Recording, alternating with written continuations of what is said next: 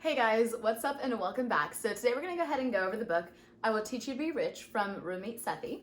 I want to say that's how you pronounce his name, I'm not totally sure. Anyway, so I went ahead and took notes, and so let's go ahead and get into it. He does have a 6-week kind of program or kind of course thing that he goes over in the book. So, for a lot more in-depth on that, I would definitely get the book because it's just kind of a general overview of it all. But absolutely love this book. It did take me a while to get through it though, because just like the Never Split the Difference, it is so dense and material, which is never a bad thing. I just was like, oh boy. One of the first things that he mentions that he kind of repeats throughout the book and everything as well, having more information on money, on finances and different things like that isn't the key, but it's really just getting started is the key. So, with compound interest and everything as well, you start early, you get way more in savings and way more in retirement. He said that more information can often lead to no moves. Because you just feel like you're just kind of overwhelmed with a lot of things and you're like, okay, well, I know this about this and that about that, but like, what about, and you just keep on going and going, but you never actually do anything.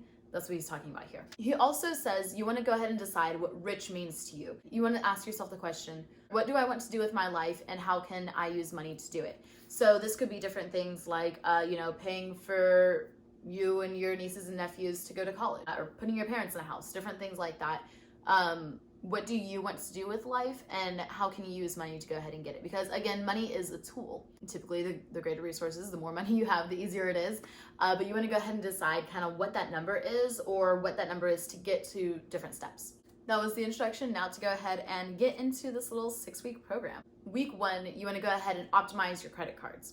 So I actually did go through some steps in this program, but I am stuck at paying off student loans still, so I'm not able to go through all of them just yet. And that's kind of something that he touches on in here as well, is like you want to go through steps like one at a time and make sure you check off every tick in the box before you can move on to the next one, so you can do the next one fully and the most efficiently. So there's the two main things that help make up, I guess, like your credit report, credit score kind of thing. So to make up your credit score, it's going to be 35% of that. He's saying 35% is payment history, 30% is amounts owed, 15% length of history, 10% new credit, and 10 would be lines of credit. Also, he was saying you want to have maybe like 2 to 3 cards maximum. I know there are different gurus and stuff out there. I had followed Ty Lopez and everything, and he had this guy who was like, I have like 30 credit cards. Like he had like a whole stack. Ramit was saying about every year go ahead and open up a credit card.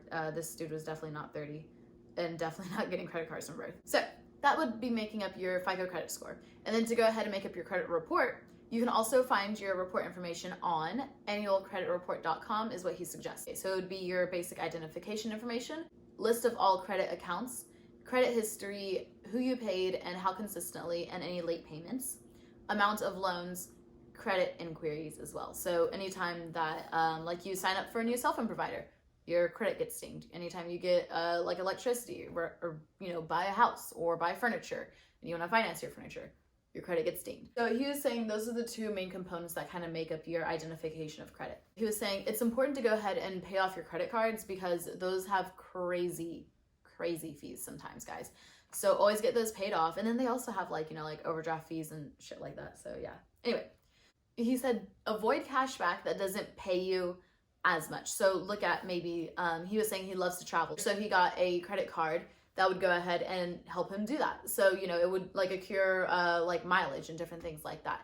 So find a credit card that's going to be best for you and go ahead and use it and use those points and use those rewards to your advantage. So it could be things that are monetary, it could be things that are not monetary, but don't just go with something that's really small and just kind of shitty. Also with credit cards, he was saying, don't go overboard. Like I said earlier, he said about 2 or 3.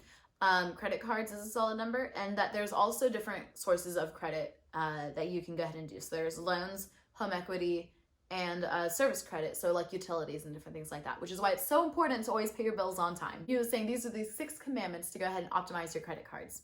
So the first one is going to be pay off your credit card regularly. What I like to do is typically every Friday, go ahead and look at what I spent and then just go ahead and pay off that amount.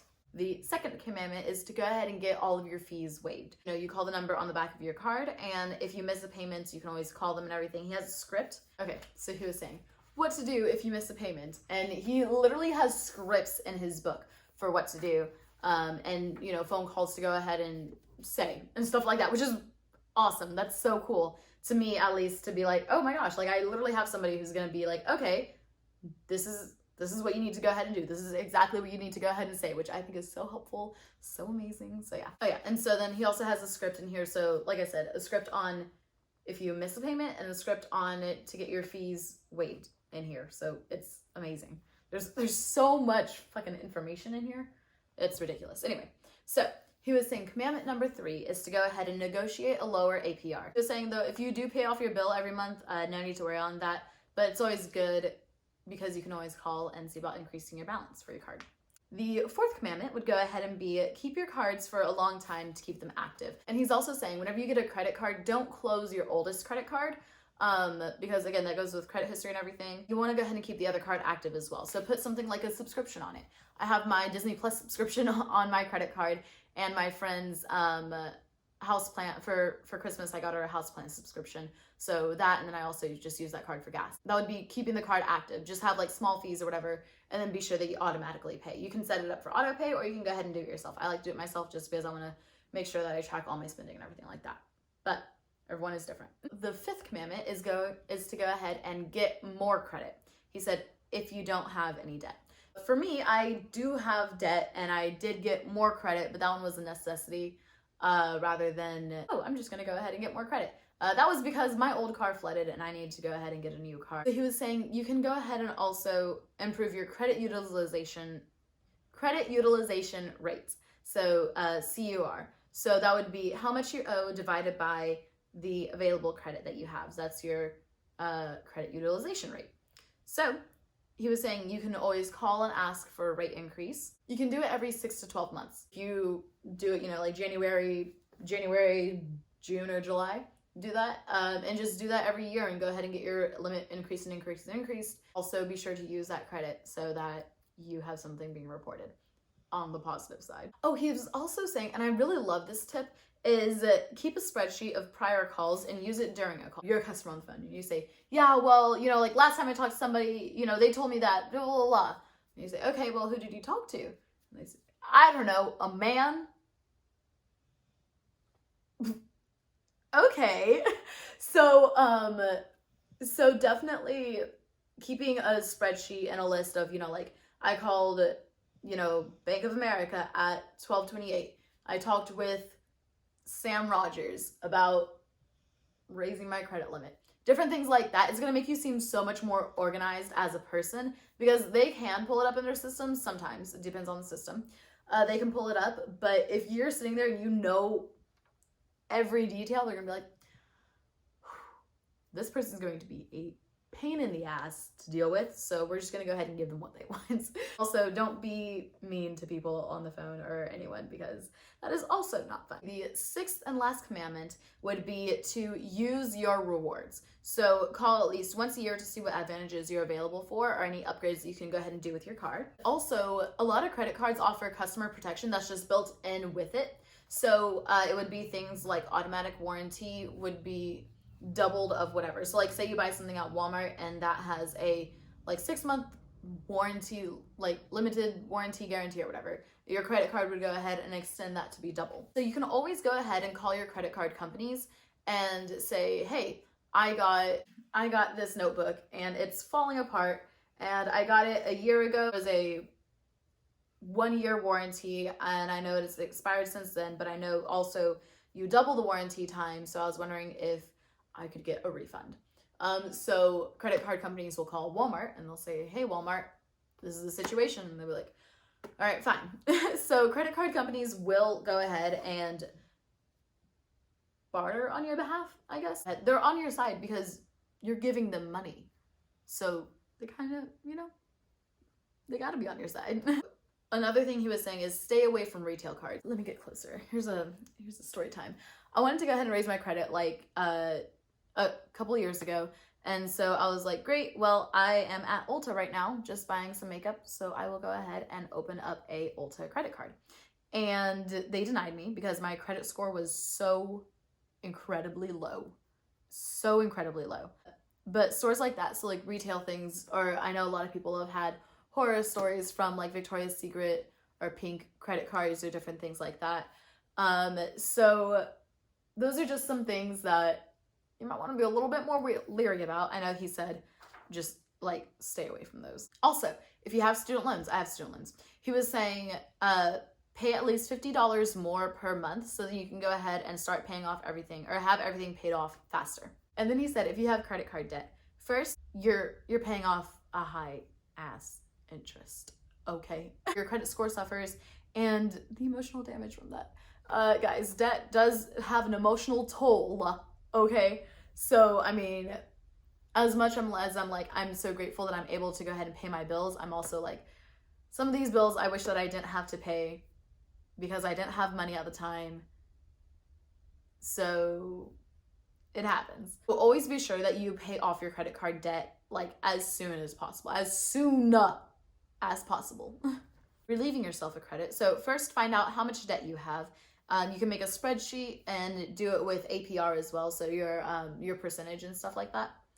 And then second, go ahead and decide what to pay off first. So you can do the snowball, which is like the Dave Ramsey, or you can go ahead and do the highest APR first, either one. If you don't know what the snowball is, so the snowball is you choose your smallest debt that you have and just pay it off as fast as you can with whatever you can. And so then that creates, like he said, there's emotional damage. It's like emotional positivity, basically. And you keep on, and then you go to your next one, and your next one, and your next one, just depending on how much debt you have. And so it gets bigger and bigger and bigger as a snowball does because it starts off small and it just keeps going. So that is the snowball method. Another thing he was saying to relieve yourself of credit card debt is to go ahead and negotiate down the APRs. So he actually has a script for that as well in his book, literally. Negotiate down the APR. Script. It's amazing. I absolutely, this book is so useful. Fourth, he was saying, decide on where the money to pay off is coming from. An option would be balance transfer for 401k, home equity, or just lower your spending or prioritize your debt. So those are just different options. 5 is getting it started. So he was saying the goal isn't research, but it's action. Just start paying off your debt and then learn more as you go. Which, I mean, there are some things that, yes, you're like, oh, I wish I knew this in the beginning. But the point is that you got started.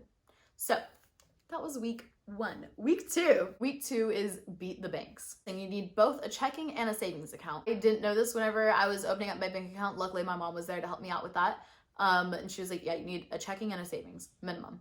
So I got a checking and a savings, and it has been very useful. He was saying to find the perfect account to go ahead and set up. So for the most basic or the lazy people, is what he said, okay, you'll go ahead and just do a checking and a savings at a local branch, which is what I had done whenever I first opened a bank account. You want to have your assets in 2 different places, which would be the checking and the savings. Make sure you also have like high yield savings, because then that way you get paid for having money in a bank, which is what I'm doing as well with another bank. So then he was saying for more advanced kind of setup, there's several checkings and savings accounts that you can go ahead and set up that you should set up with different banks with the most interest and services. Always look at credit unions as well because they're owned by the members, basically. What that means is anybody that puts money into the bank helps to run the bank almost, if that makes any sense. Those are credit unions. Some things he said to go ahead and consider whenever you're looking for a bank would be trust, convenience, and features. And so some banks that he recommended are Bank of America, Chase, Citibank, Washington Mutual, Wells Fargo, Immigrant Direct Online Services Account, HSBC Direct, and ING Direct Orange Services. The best accounts for checking would be Schwab. The downside is you need to go ahead and open a brokerage account unless you have like a discount brokerage account or a discount brokerage bank, you know? And he was also saying ING. Only some of the ATMs are free with that one, so that is the downside. And the best for savings accounts would be ING Direct Orange Services. So automatic transfers to other accounts, and there's no fees or minimums with those. And then as well with ING, he was saying Immigrant and HSBC Direct. Now on to week 3. Week 3, get ready to invest. That's the title of it. Okay, he said on average, millionaires invest about 20% of their income. This is, up to you And he also talks about different ways you can raise your income. Another thing he's saying as well is that we need to control our spending and find out what's influencing us to go ahead and spend so much. Also, like I said before, you have steps to go ahead and take. He was saying these are the 5 systemic steps that you must take to get to each level. The first one is if your employer offers a 401k match, invest enough to go ahead and get the full match every year. Next, go ahead and pay off your credit card and any other debt. Third, open up a Roth IRA and contribute as much as possible. I think with Roth IRAs, you can only contribute up to like $5,000 a year, just depending on different things as well. Fourth, if you have anything left over after doing all of those steps, go ahead and add more into that 401k, because I don't think there's a cap on the 401k. Fifth, if you have any money left over from those 4 steps, go ahead and open a non-retirement account. Now we're going into 401ks and Roth IRAs. He said 401k benefits would be that it's pre-tax dollars. So a 25% accelerator, tax deferred, and you only pay taxes whenever you go ahead and pull out. Anything you're putting into that 401k is not going to be taxed. It'll only be taxed whenever you take your money out of the 401k. Also with that, if you do it with your company and everything and you have the employer match, you get free money, free double money. So that's also amazing. So 401k questions that people have would be, can you pull out early? Survey says, do not pull out early. There's a lot of fees and everything that go into that. It's just not a good situation. Do not pull out of your 401k early. If you get a job switch as well, so you move from one company to another company, the money is yours. You can go ahead and move it into a IRA, so that's the preferred one. You can do a rollover, so all the money that you put in goes. And he's saying if you want to go ahead and roll over as well, he recommends Vanguard, Fidelity, Schwab, or T. Rowe Price to go ahead and ask for help with that. It usually takes about like 10 minutes and it's a free service. Another option is you can go ahead and roll the money from the 401k into a new 401k but the old employer match doesn't go through with that. Another option is you can leave it at the current company. He said this is always a bad move because, I mean, chances are you're going to forget about it. Your other option is to go ahead and cash out, which is your worst move. So he was saying, do not do that. It is an option, but don't fucking do it. Don't touch that money. Now on to Roth IRAs. He said it's another type of an investment account. So you pay taxes on what you put in, but whenever you take out all of that money, you don't get taxed on that. So whatever the future tax rate would be is not applied to you. You will get penalized if you withdraw before you're 59 and a half years old, which is whenever you're supposed to withdraw the money. So there's that. With Roth IRAs, he's saying if you withdraw before you're 59 and a half years old, like your whole Roth IRA, you will get penalized unless you withdraw the principal. You can always withdraw from the principal, but do not pull out from the interest is what he's saying. You do have exceptions. So if you're going to go ahead and put a down payment on a house, and you can withdraw the principal. If you want to put a down payment on a house, if you want to fund education. These things only apply if you've had it for more than 5 years, like 5 years or more. Don't just like open a Roth IRA, save for like a year or two, and then be like, oh, well, I want to get a house now. Let me just don't do that. The maximum amount you're allowed to invest is $5,000 a year. This could change year to year. New laws and everything are always made around money. So he was saying, go ahead and start with opening an investment account with a trusted company. The ones he recommends would be Vanguard. Start with 3,000, T. Rowe Price 1,000, Schwab 1,000. He also gave us some things to go ahead and consider whenever you're opening an investment account. So the first one is minimums. Sometimes people, like whenever you go to a bank, they're like, oh yeah, you have to have a minimum X amount of dollars in here before you can have an account with us. A lot of times he said they'll go ahead and waive that if you promise to go ahead and set up like money going in every single month, monthly direct deposit to them. Also go ahead and look at different features that they have. So do they have 24-hour phone service? Is it online? Is that easy to navigate? Are you allowed to auto invest as well? So those are some things for week 3. Now week 4. Investing is so important, so easy, so sexy. I love it. But now we're on to week 4, which is conscious spending. So he was saying the difference between cheap and frugal, to go ahead and just start off the bat. Cheap would be with price, frugal is with quality, is what he's saying, or value. He was saying to go ahead and do like your subscriptions and everything and find out how much you really need to spend. Go ahead and do it a la carte method. Start off with deleting every single subscription that you have that you pay for. Delete that. Also, while you're at it, just go through your emails and delete everyone that you don't even really look at their stuff anyway. You just have them on their email list. Take your name off that email list. go through that whole thing and then go ahead and decide which things you use the most. As you use them, go ahead and add them back onto your little list. And then if you find that you use less than what you were paying before, go ahead and do it as that, like per subscription, or cancel subscriptions or different things like that too. After that, he said, pay yourself first. So your money should go into 4 major buckets. The first one is fixed costs. So that would be 50 to 60%, investments, 10%, savings, 5 to 10%, and guilt-free spending, 20 to 35%.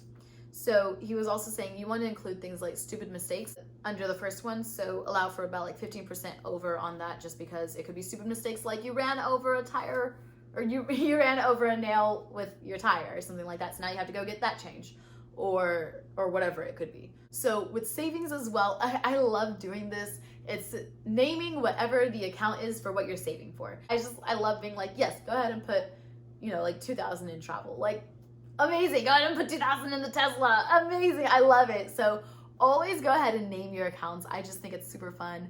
That could be nerdy. It's not even nerdy. It's just fun to go ahead and do and see your accounts. Anyway, he was also saying, go ahead and focus on like the big wins and everything that make a measurable change. So it would be like, for me, for example, a big win would be cooking my food instead of going out and eating all the time, which I have been doing a great job of. I only go out and eat whenever I'm with friends, which was one time this week. Yeah, that was only one time this week. Other than I have had my leftovers that I've been munching on. So that is a big win for me. He was also saying different ways to go ahead and increase your income would be, first, ask for a raise at your current job. Meet with your boss, and this will be months before you actually ask for the raise, and set initial expectations and everything in the meeting and what you can go ahead and do to excel. And hint that you want to go ahead and discuss compensation the next time. Then 2 months before, ask what you can go ahead and do better, and show your tracking of, like your progress from the first meeting to that second meeting. And then the month before, go ahead and mention, because you're doing well, you want to discuss compensation in the next meeting, and ask what it needs to be a fruitful discussion. They will pick up on what you're putting down, and listen to what they say so that you can go ahead and get that raise. So then a week before, always, like get your coworkers involved and be like, hey guys, can y'all just like talk me up to my boss, because I'm gonna ask for a raise in this next meeting. And I think it'd be great if he had that subliminal messaging. So there's that. If you don't want to ask for a raise, or that just doesn't end up working for you at all, you can always get a better job, get a better paying job. Never be afraid to walk away. The third one would go ahead and be to do freelance work. That would be getting your money, getting your bag, getting that coin. Now on to week 5. Save while sleeping. Make a spreadsheet of all your accounts, bills, and logins, so you have like all of that information already done. And you can also go ahead and see about linking your accounts together. So that would be usually under, like if you go to your bank or whatever, he said it's under like link accounts, transfer, or set up payment. It should be under there. So whenever you link the accounts and everything, your paycheck should go to your 401k. Your checkings is connected to your savings and investments in Roth IRA. Credit card connects to bills and what you were using for your checking. And the credit card is paid by checking. And then automate all transfers. So y'all kind of see how that like trickles down to each other. So like you have a bill and you have your credit card that automatically pays it. But then you also have your checking account that automatically pays your credit card whenever you pay your bill. And that comes from your paycheck. That goes into your checkings and to your like 401k. Week 5 is just very small, very simple. And he was saying also have a savings buffer of about 3 months, because you never know what can happen. Like I said, week 5, very short, very simple, very sweet. Now week 6. So week 6 is the myth of financial expertise. These are guys in their big fancy offices that are just like, oh, I know what it is to be an investor because I've been investing. I'm a broker for a bank and I've been doing this for years. I know exactly what I'm talking about. First of all, you can know what you are talking about, but you can never time the markets. You can never go ahead and get things 100% right all of the time, so shut the fuck up. Second, fiduciary and brokers are different things. We've learned this in Money Master the Game. Did I do a book review on that for y'all? If I didn't, let me know. I can definitely do that. A fiduciary is someone who will always have your best interests because they do not get paid off the accounts that they set you up with brokers do get paid off of that, so they have that financial incentive to where it's like, I mean, you said that you're trusting me with your money, so this is where I put it, even though it benefits me more than you. Don't go with that. With fund ratings and everything like that, he was also saying they go a lot on survivorship basis, which I learned in like economics, actually, so it took me a while to learn that, but it is a logical fallacy. It means they concentrate on what made it in the past instead of what didn't make it, so it's a logical fallacy. His personal favorite finance blogs, so y'all can go ahead and, do a little research, get a little educated, would be Get Rich Slowly, so getrichslowly.org/blog, The Simple Dollar at thesimpledollar.com, JLP at All Financial Matters, so owlfinancialmatters.com. So those are his favorite personal finance blogs, which I just love going on there because I'm like, oh, I love learning about money. I love this, which I really do, guys. I really do. Anyway, he was saying financial advisors paid off commission versus flat fee. Look at Money Master the Game. He literally references Money Master the Game in here. So if y'all want me to do that book review, if I hadn't yet, go for it. If I have, I will link it above. Active management versus passive management as well. So active management would be mutual funds. Passive management would be index funds. Active management under mutual means that it's people moving your money around. Passive under index means that it's computers moving your money around. Index funds would be like the NASDAQ, so certain tech stocks, or the S&P 500. S&P stands for Standard & Poor 500, which gives you the 500 largest US stocks. Also on index funds, it is a lot lower fees. On mutual funds, he says you'll go ahead and provide occasionally great returns, but again, it is all human. These are all decisions that are up to you. So that's all he said for mutual funds. He also said, if you want to go ahead and go with a broker, ask what their after-tax, no, I'm just telling y'all now, guys, nobody likes brokers. If you do go to a broker, he said, ask what their after-tax returns and after-fee returns have been in the last 10, 15, 20 years. I guarantee they're not going to fucking tell you.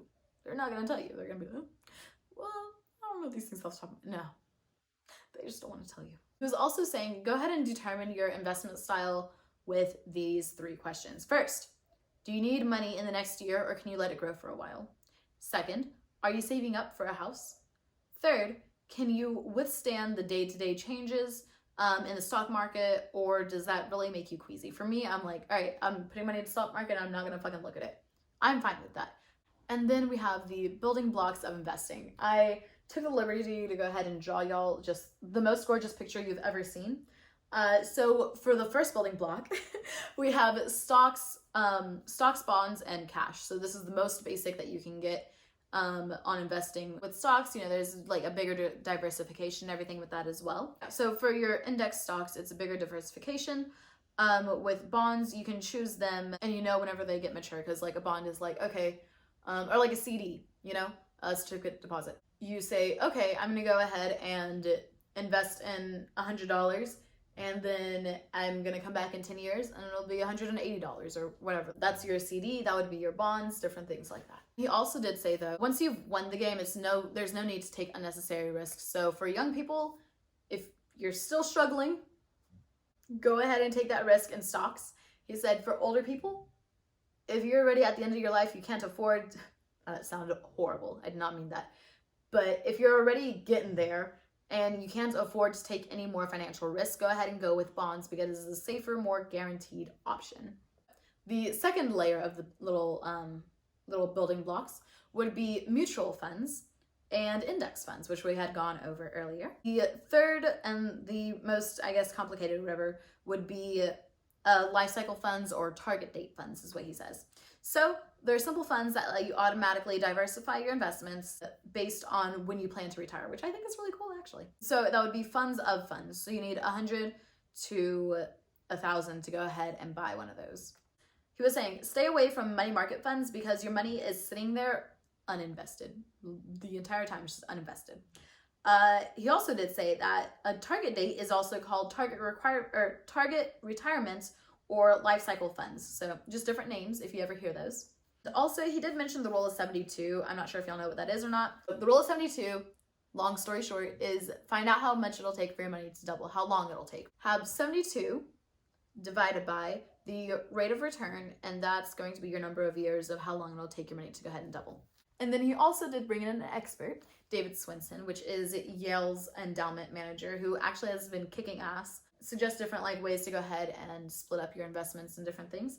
So he said domestic equity, government bonds, real estate, trust, emerging market equity, treasury, information. He has a few in here. If y'all want to read the book and go through that, definitely feel free. There's a lot, like I said, a lot of information. This video is already long enough. He said to go ahead and make those numbers real and work for you, start with a profile on low cost funds. Literally just get started. He's also not the biggest cryptocurrency fan, so there's that. That was week 6.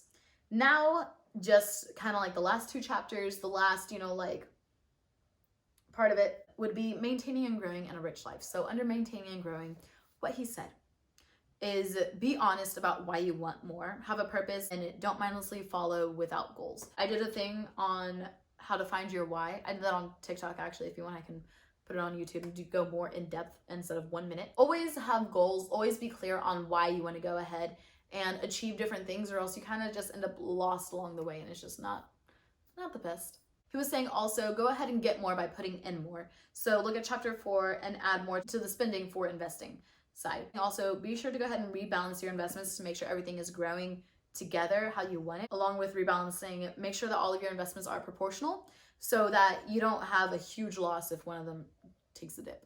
For taxes, he said it's okay to go ahead and get a refund. Something that I heard for the longest time is like, you don't, like the goal is to not get a refund. He was saying it's okay to go ahead and get a refund because chances are if you had that money whenever you originally got paid, you would have ended up spending it anyway. Also, he said learn about marginalized tax brackets and invest as much as possible into tax deferred accounts. So like the 401k, Roth IRA kind of things. And he was saying if you decide to go ahead and sell your investments, make sure that you've had them for at least over a year. At least over a year. Yeah, less than a year, you have your ordinary income tax, which would be 25 to 35% tax. After that, it drops dramatically. Now on to a rich life, the very last part. We're almost done, guys. Help others with money, guys. Always help others with money. Ask them where they learned about different things from. You could be your parents, it could be your friends, siblings, whatever. It can be awkward. And sometimes it will be awkward, but that's okay because these are conversations that need to be had. Also, if you have a significant other and you're living with them or you're planning on moving in, getting married, whatever, always have a discussion about money. Debts, student loans, all of it, credit card debt, everything like that. And different spending habits as well. Always have that spending conversation. But when you start at a new place as well, like a new job, always negotiate your salary up. So you go into a company and you want $200,000, they can only offer you $125,000. Talk about the intangible skills that you have that they need.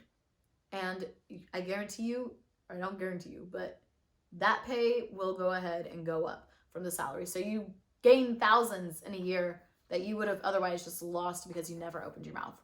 Second, if you have another job offer, use it. This isn't your only job that people are looking into you for. Use that to your advantage. And come prepared with research on salary as well. Be cooperative, always smile, practice these negotiations with friends as well. And if they don't budge, don't be afraid to walk away. That's the biggest lesson of life is never be afraid to walk away from something that doesn't suit you. If you do take it though, always leave that door open to go ahead and renegotiate later on. And also another thing is whenever you're buying a car, always get multiple offers. We end the book now with saying the simplest step you can do is to get started. I am Alyssa Gonzalez. This has been I Will Teach You to Be Rich, and I hope y'all tune in next week to go ahead and learn more. I'll talk to you later, guys. Thank you so much for watching. If you made it this far, seriously, thank y'all, guys. I really do love y'all. I really love seeing y'all's comments, reading those, and knowing that y'all like my videos and stuff like that. It genuinely makes me warm inside, so thank you. Anyway, I will see y'all next week. It has been a blast. Bye, guys.